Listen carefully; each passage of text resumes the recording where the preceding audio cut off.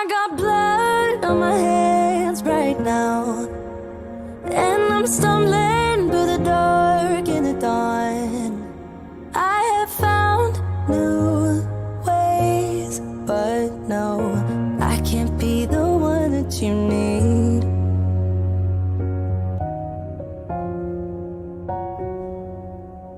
Yo, guys, what's going on? Welcome to the corner with Kate and Vince. Kate, what's up, girl? How's it going? Oh, it's amazing. I'm so grateful to be here, Vince. This is changing lives and having conversations that will affect change. That's the name of the game. So I'm grateful.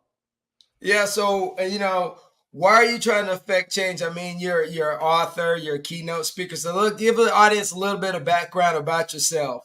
Yeah, thank you. So I really think that these are the types of conversation that really will change lives.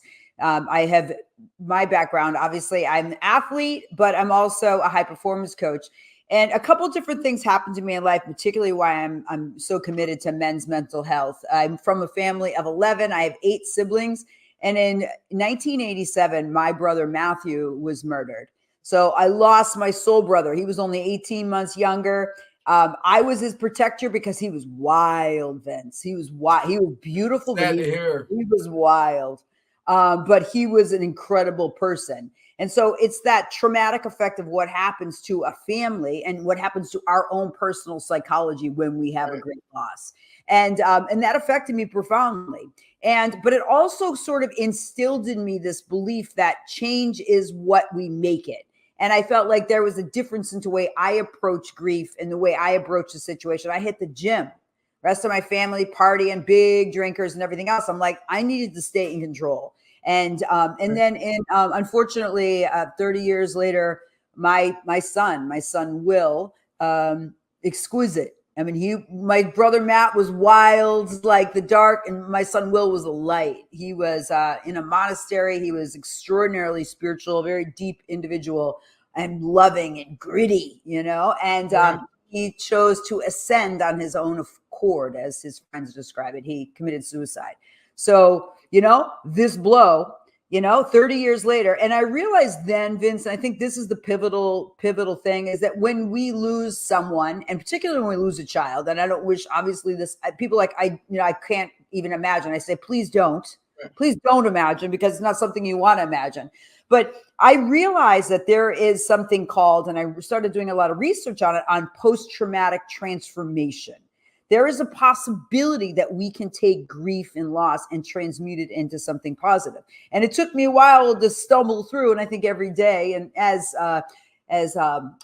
David Goggins says so clearly, every day we live into our purpose. And you know what our purpose is? We're our purpose. So what is the way that we're conducting our lives in a purpose-driven way and leaning forward, even when we don't know the answers, but we have a vision?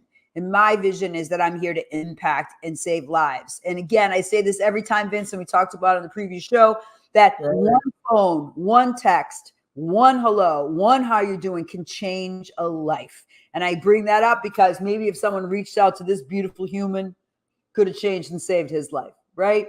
So it's just so impactful for me. And I know it's a long-winded way to do it, but I'm here to have powerful conversation, particularly with men, over their psychological mastery in ways that they can turn in and have powerful conversations with themselves to own the power which is in them. All men are here to be warriors, and we need more of them. A little bit, because I'm going to be introducing you, I'm going to be playing with you a bit, and I would love your vibe. Like, what is the reason behind this, your purpose? What is that for you? What drives you? In the previous show, kind of spoke at a church, but I come from humble beginnings. My dad was an enlisted person in the military, and my mom, we're from Jack's Quarters, Louisiana, which is right outside Barksdale Air Force Base. And a lot of people don't know the history on it. It used to be called the Barksdale Annex, and it was where black soldiers were housed during the segregation part of the military, where they had an area for whites to live and an area for blacks to live. And it was a humble area, and growing up there as a young man for a part of my life, and just seeing the discrepancies of the railroad tracks, as we call it. And anybody from South knows about the railroad tracks. On one side of the tracks, just one group lives, and the other side, the other group lives. One side has more resources than the other, So I kind of looked at that as I've gone through my life, and I kind of apply it. But I always tell people that I have like this million man rule or million woman rule. And there was what is that? Well, I said, I look at the millions of African Americans that were shipped over here from Africa during the time of slavery, and how many survived, and like 300,000 or 400,000, whatever that key number is, that were brought into America survived. And for the fact that one of those people or two of those people survived a treacherous time in their life to put me here on this planet to have this opportunity, I cannot go through my life without, aspiring other people. I really can't, because I have to pay it forward. And I always have to remember those that blazed the path before me. And sadly, as I look at our generation, just from the African-American side, the amount of African-Americans that don't know the struggles and the processes, because most of the people that are born in the 80s and 90s have lived without any constraints on them, even though they like to say they have constraints, but 90% of their constraints are self-inflicted. So that goes to my conversation with me and you in this corner.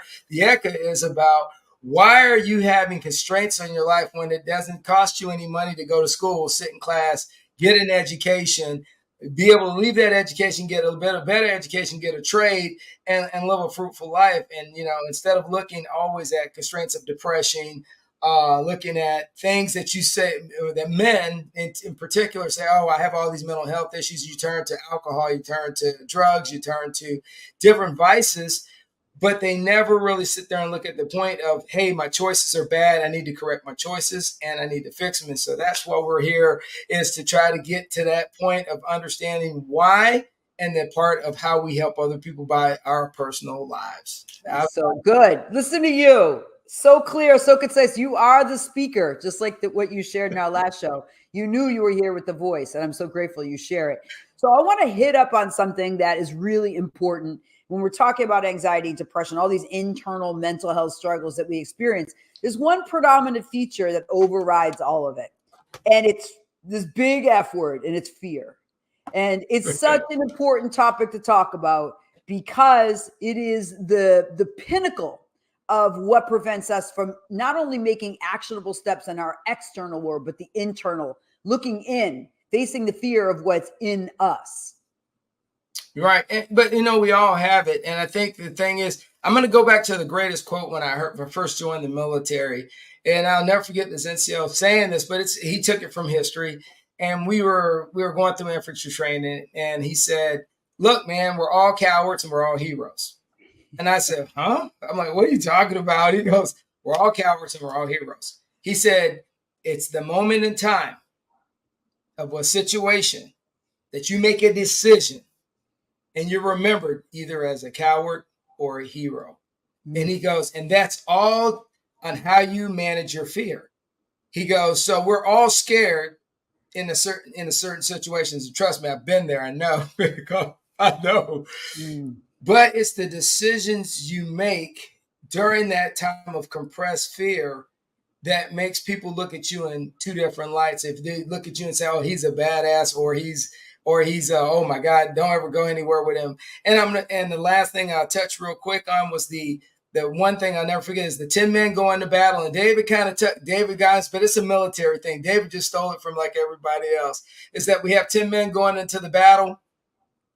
Out of that 10, 5 are going to be cannon fire. They shouldn't be there anyway. And out of that other 5 that's left over, 3 are warriors, and the other 2 will get their courage from looking at the warriors. Mm. So we all find the ways to come over our fear, and it's by the people that we surround ourselves with. And I've noticed that we've had so many successful people in different careers, and they've all been scared, but look who they surrounded themselves with. And we've had more people, sadly, a majority of people fail, Kate. Yeah, true. Well, there's a really cool story I'm reading right now, and he has this one story about Patton. And Patton was a badass, right? He was quite a general.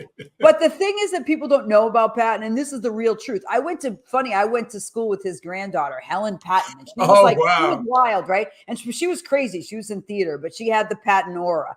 But but with Patton, he was petrified. He had so much fear. This is all written and documented. And his fear was that he was going to fail because he was following his heritage of great warrior and generals. Right.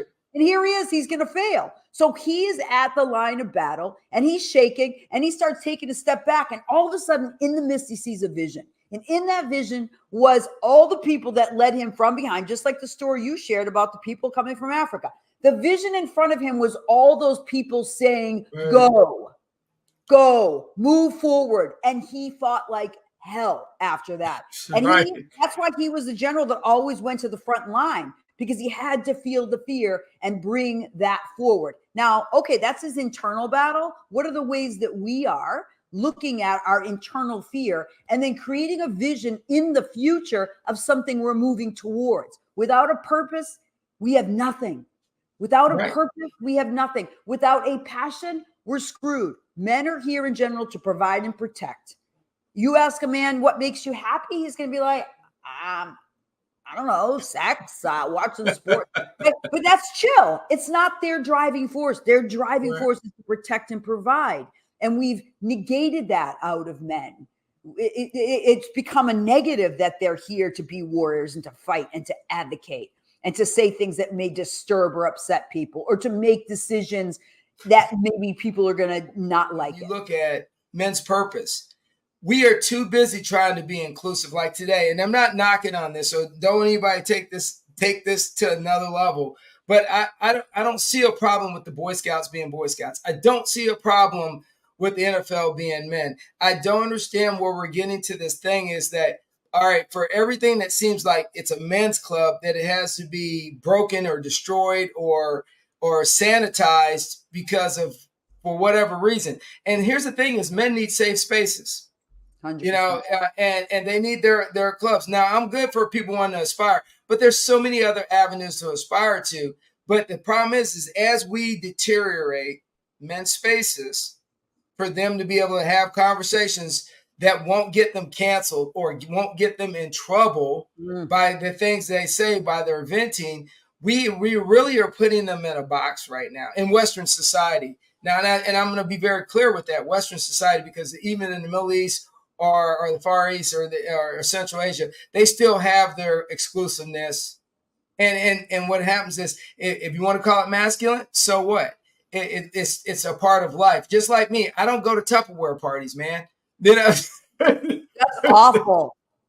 I'm like totally more comfortable, and I'm like totally a girl. But don't put me at a bead store or a craft store. I'd rather be at Home Depot any day. But you know, you say they're in a box, but it's more of a cage.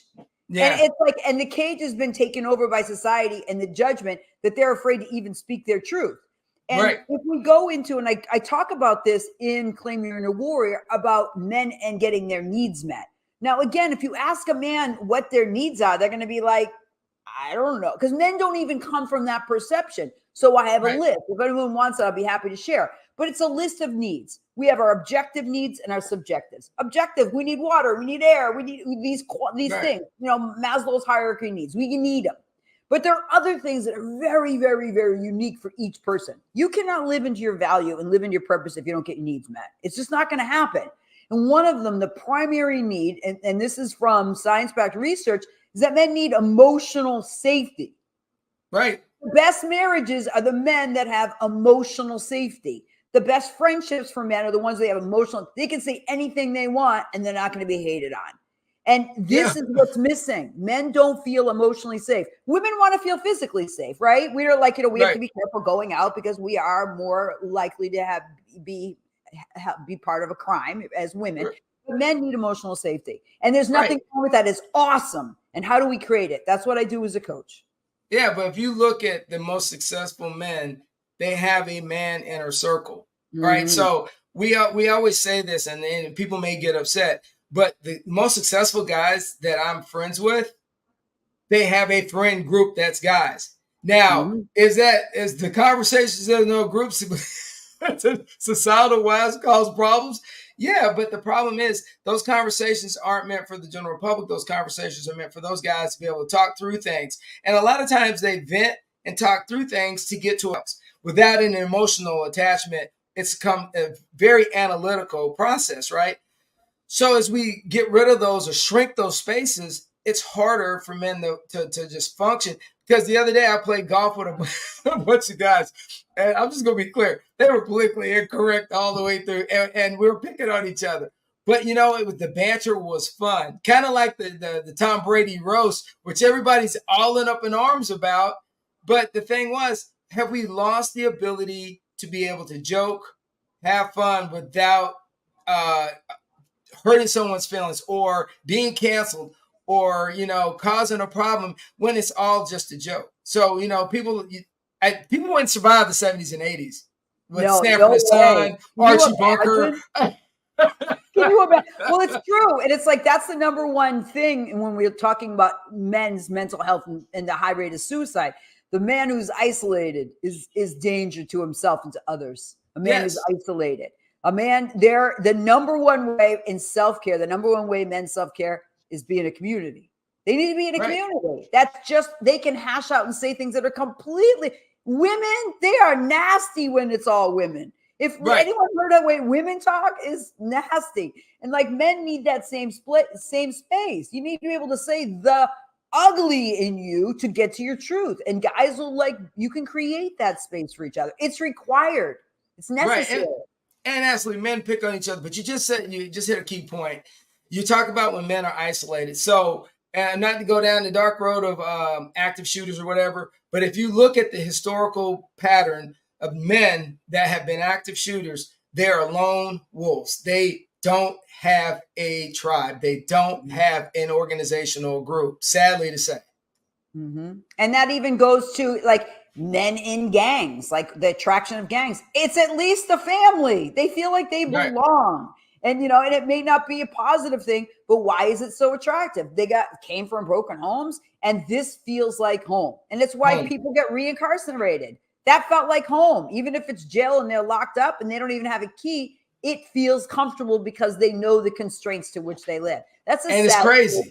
And you're absolutely. But it's crazy to think that, but they do, because we have people that continually go back. I'm like, dude, a little freedom helps everybody. No, and you're spot on. And the thing is, when it comes down to fear, most of us our fear comes from we're too busy worried about what somebody's going to think or what somebody's going to say about us. And as a man, that is a bad place to be, because most men should really, at some point in your life, you shouldn't really care what people think or say if you're doing your truth and you're going after your goals and dreams and aspirations. But so often people will try to walk you back if you're trying to be successful. I'm sure you, even as a female, you're trying to be successful at something, you'll have 10 people tell you, why are you doing this? Mm-hmm. And then what I find out is you very rarely only get one true friend that supports what you're doing. Very, very true. And just in the high performance formula, and again, I'm all about objectifying. You need to be able to outcome base your personal growth as well as your professional, right? So there's three types of fears. Write them down. There's outcome-based fear. I'm afraid that I'm going to put all this effort into something that's not going to work. Outcome. Right. The pain of an outcome. Number 2 is process. It's going to be too freaking hard. I don't want to work out. Come on, Vince, let's get to the gym. I don't want to work out. I don't want to, go on a diet. I don't want to start dating. I don't want to build a business. It's going to be too hard. That's number 2. Number 3, and this is the big one. This is the one you touched on, which is number 1, if we do something, people are going to judge us. But guess what? On the other side of that is the real truth. Hear me out. Right. And that is the fear of loss of love. That we're afraid to make a decision because if we commit to something, people aren't going to love us or support us or respect us because we've made a decision different from the people around us. Trust and believe, this is where psychological inner warfare has its claws the deepest. Yeah, and it's reinforced through social media, the news. I mean, just big media. And a lot of people struggle with this, but it's pushed through so many different platforms. Here, I am absolutely at my age right now. I give 3 damns what someone thinks or tells me what I should do, and it's not personal towards them. But what I realized over my time of being scared when I first got in the military, I had my moments. There were times I was just scared to go in the office just because of the volatility of the personalities in the office. But then I realized as I was going through my life that you can't have those fears. You got to overstep them. And if people are going to like you or they're not going to like you. And, you know, and I can say it now, you know, I'm retired, whatever, but I dealt with my micro racism. I dealt with my gender racism in the military. And I also dealt with having to come over confirmation bias. And if anybody says that, oh, I was in the military, if a female in the military says she never had to battle gender bias or micro racism, then they're all lying. At some point, everybody, it doesn't matter if you're in the military or an office space, if you're the only female in a male dominated office, somebody's going to say something inappropriate. Right. It is the nature of the beast, man. And you got to be able to overcome that, correct people, and keep moving without burning down the house all the time when you get offended. That's my take. Right. And if you're living in a state of fear and judgment, you're going to be in a reactive state versus a proactive state. The only thing you got is the power to choose. You are in charge of your vibe. So what are you going to choose? And sometimes that means just taking a couple breaths, stepping back, and finding humor in a situation. Because there is so much ignorance. If you took everything personal and all the ignorance, you're never gonna leave your house, right? So I think sense of humor is huge. When you mess up, know you're gonna mess up. You got to find ways to laugh at things because life is absurd and it's fleeting It goes by in a jiffy. So just that's all I would say is know the fear. And remember this, the fear is an employee of you. I often use this image that it's like the bouncer, right? He's under your payroll. He's standing at the door. If you don't need the fear, you can say, step aside. You're in charge of your fear. It's your ego. That's all it is. Know that there's something behind that is far more magnificent than the smallest.